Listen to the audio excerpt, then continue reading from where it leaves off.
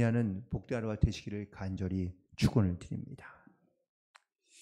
마태복음 5장부터 7장까지에 있는 말씀은 오늘 본문의 1절에 나온 것처럼 하나님께서 제자들 데리고 산에 올라가서 하신 말씀, 산에서 가르치신 교훈이라고 해서 산상교훈이라 하고 또한 산상설교라고도 합니다.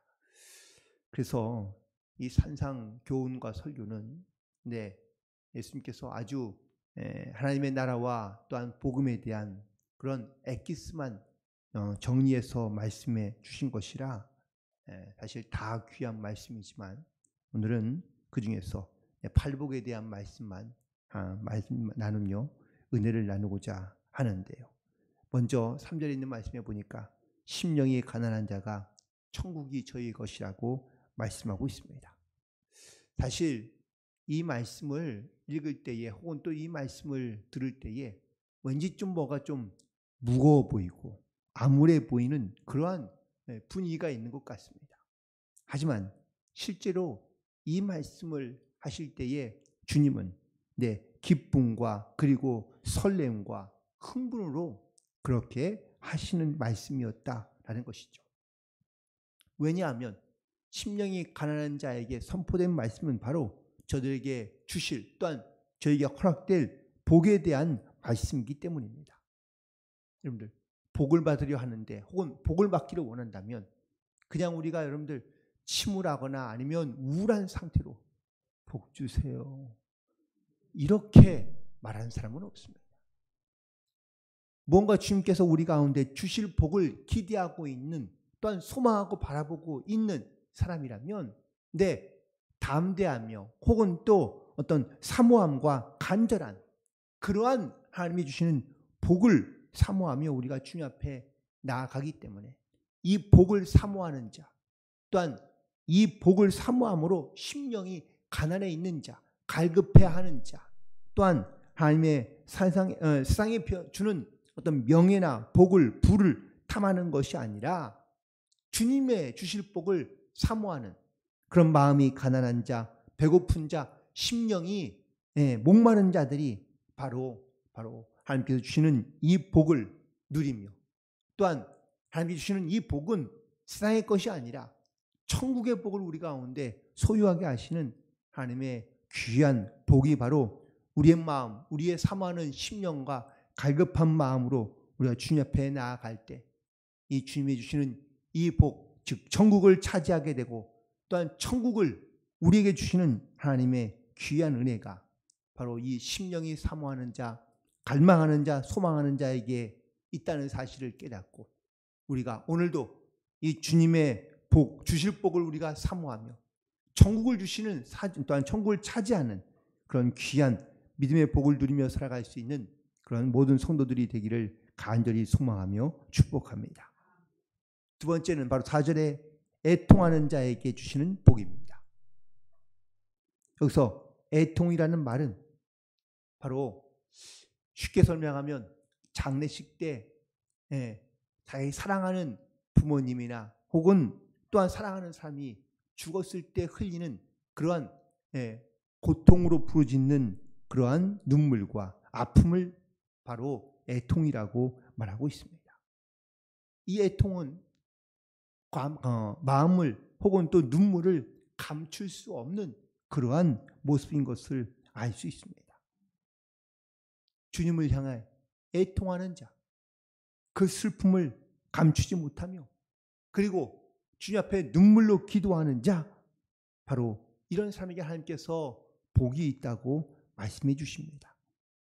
그렇다면 과연 우리는 무엇 때문에 애통해야 하며 무엇 때문에 우리가 이런 눈물을 흘리고 있는지, 주님께서도 이 땅 가운데 오셔서 애통하셨다고 눈물을 흘리셨다고 말씀하고 있는데 예수님의 눈물이 흘리신 그 눈물은 자기를 위한 눈물이 아니라 바로 영혼을 위해서 또한 온 하나님의 백성들을 위해서 흘리는 눈물 또한 그 고통과 애통하는 마음이 바로 우리도 역시 주님의 마음을 품고 애통하는 자로서 우리가 기도할 때 하나님께서 이 애통하는 마음을 가진 자들에게 하나님께서 위로하여 주시고 또한 하나님께서 그들 가운데 함께 하시는 줄 믿습니다.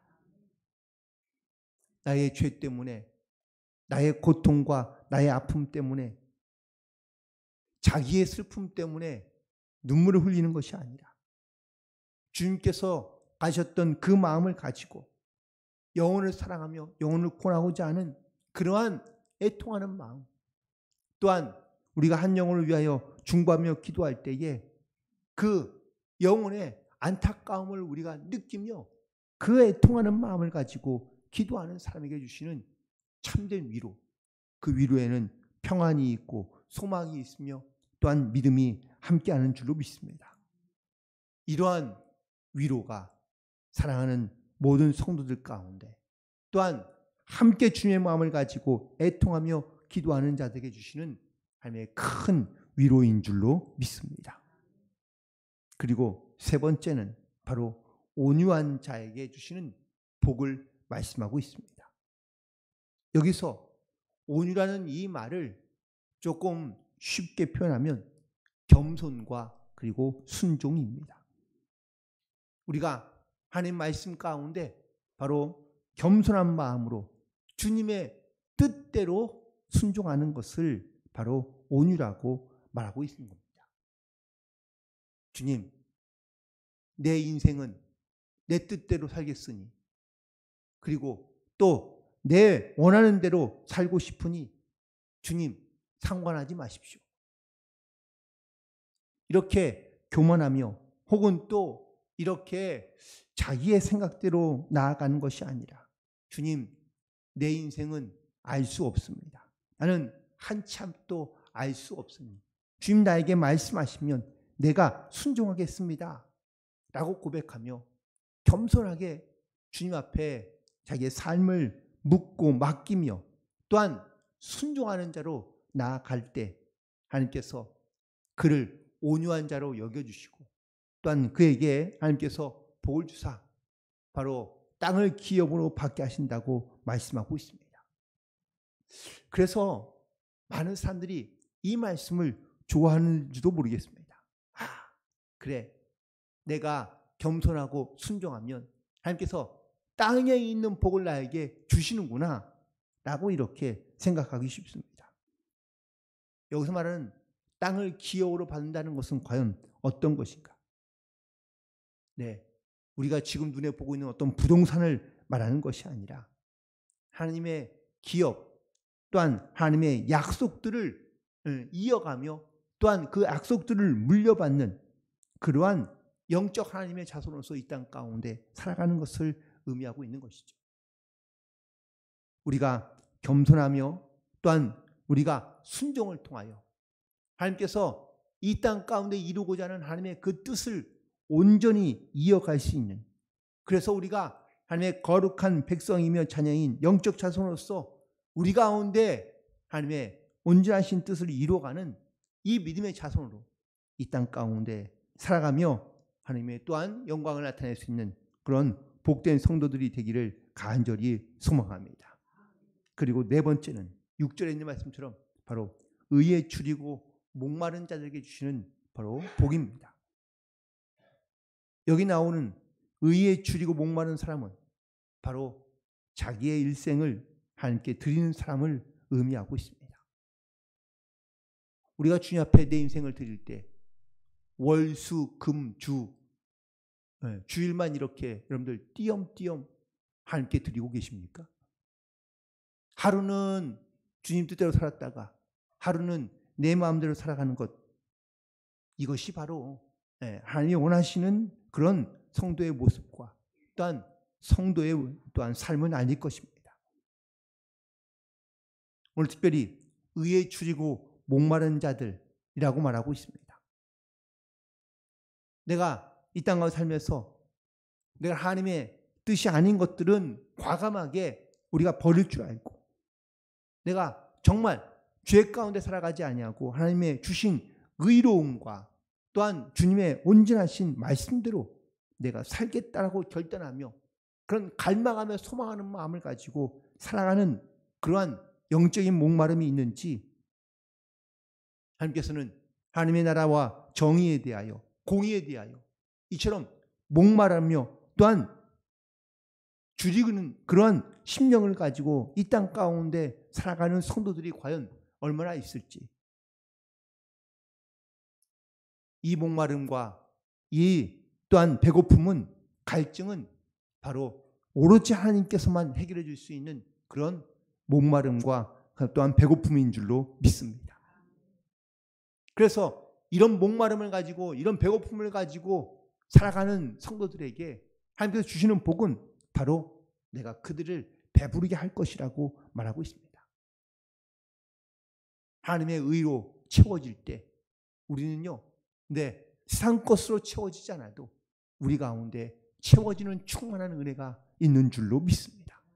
세상 사람이 봤을 때는 비록 부족해 보이고 없어 보이고 가난해 보이고 힘들어 보이는 것 같지만 아니요, 우리는 주님의 의로 충만하게 채워지고 나니 오히려 세상이 줄 수 없는 평안과 기쁨과 또한 귀한 은혜와 능력을 가지고 우리가 이 땅 가운데 승리하는 삶을 살아갈 수 있는 줄로 믿습니다.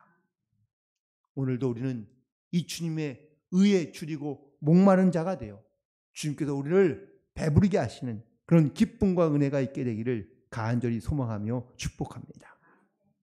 그리고 7번째는 바로 하나님께서 주시는, 남들을 불쌍히 여기는 그런 사람들에게 주시는 행복감인데요. 바로 궁일이 여기는 자마다 복이 있나니 그들이 궁일이 여김을 받는다고 말씀하고 있습니다. 궁율, 이건 바로 다른 사람을 향한 사랑하는 마음을 의미하고 있는데, 남을 불쌍히 여길 줄 아는 사람도, 여길 줄 아는 사람이 바로 하나님의 궁일함을 받을 수 있다라고 말씀하고 있는 겁니다. 하나님이 특별히 이 궁일을 여기는 사람이 바로 사람과 영혼을 향하여 그 또한 그 사람을 향한 하나님의 진실하신 사랑을 바로 우리 가운데 말씀하고 있습니다. 야고보서 2장 13절에 있는 말씀에 보면 궁유를 행하지 아니하는 자에게는 궁유 없는 심판이 있으리라. 궁유는 심판을 이기고 자랑하느니라 라고 말씀하고 있습니다. 하나님께서 우리에게 이 땅에 살아가면서 어떠한 마음을 품고 또한 어떠한 마음으로 이 땅 가운데 살기를 원하시고 계실까? 그 바로 궁유한 마음을 갖기를 원하며 또한 이 궁유한 마음을 가지고 세상 가운데 살기를 원하시고 계시는 겁니다. 내 형제 또한 나의 이웃, 심지어 나의 원수와 미워하는 사람까지 이 궁유한 마음을 가지고 있어야 한다고 우리 가운데 말씀하고 있기 때문입니다. 나를 좋아하는 사람을 좋아하고 나를 사랑하는 사람을 사랑하며 또한 나와 가까이 있는 사람을 아끼는 것은 누구나 할 수 있다라고 말하고 있습니다. 그러면서 우리에게 오히려 미워하는 자에게도 또한 너를 불편하게 하는 자에게도 우리가 사랑할 수 없는 사람에게도 이 궁유한 마음을 가지며 나아갈 때 우리가 바로 복 있는 자로서 나도 역시 그런 궁유함을 얻게 되며 주님께서 또한 우리를 궁유히 여기시겠다고 말씀하고 계십니다. 오늘 다시 한번 우리의 마음과 심령 가운데 이 주님의 사랑으로 우리가 궁유히 여길 줄 알고 또한 나도 역시 하나님으로부터 이 궁유히 여김받아 하나님의 거룩한 백성이 되었음을 믿음으로 고백하며 항상 주님 앞에 온전히 나아갈 수 있는 그런 저와 여러분이 되기를 간절히 축원을 드립니다. 그리고 6번째는 바로 마음이 청결한 자가 복이 있다고 말씀하고 있습니다. 오늘 말씀 가운데 특별히 마음이 청결한 자라고 말씀하고 있는데요. 왜 하나님께서는 머리가 청결한 자라고 말씀하지 아니하시고 마음이 청결한 자라고 말씀하실까요? 우리는 입으로는 하나님을 사랑한다고 말하면서 머리로는 딴 생각을 할 수 있습니다. 그런데 마음은 그렇지 않습니다. 두 마음을 품은 자들은 하나님께 기뻐하지 않는다고 말씀하고 있는데, 내가 하나님을 사랑한다고 말하지만 내 마음은 세상 가운데 뺏겨 있다면 그런 마음이 청결한 사람이 아닌 것이죠. 마음이 청결하다는 것은 바로 깨끗하며 온전하고 그리고 하나로만 가득 차 있다라는 뜻입니다. 우리는 하나님만 사모하며 또 하나님만 의지하며 하나님으로만 깨끗한 자가 되어 우리가 하나님을 바라보며 믿음으로 나아가야 될 줄로 믿습니다. 하지만 우리의 마음 가운데 죄가 가득하며 또한 죄와 함께 있으면 우리는 하나님만 바라보지 않습니다. 결국 나의 죄악을 깨닫고 나를 깨끗하게 하여 청결하게 하여 내가 주님만 바라보며 하나님만 의지하며 살겠다는 이런 믿음의 결단이 있는 사람에게 하나님께서 은혜를 베푸신데, 이 깨끗한 자는 바로 하나님을 볼 수 있는 은혜를 주신다고 말씀하고 있습니다.